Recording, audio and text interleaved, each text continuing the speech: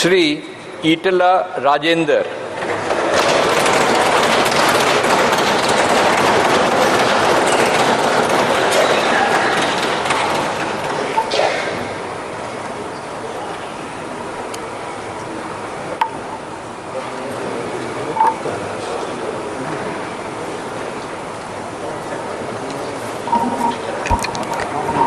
ఈటల రాజేంద్రని నేను లోకసభ సభ్యుడిగా ఎన్నికైనందున శాసనం ద్వారా నిర్మితమైన భారత రాజ్యాంగం పట్ల నిజమైన విశ్వాసం విధేయత చూపుతానని, భారతదేశ సార్వభౌమాధికారాన్ని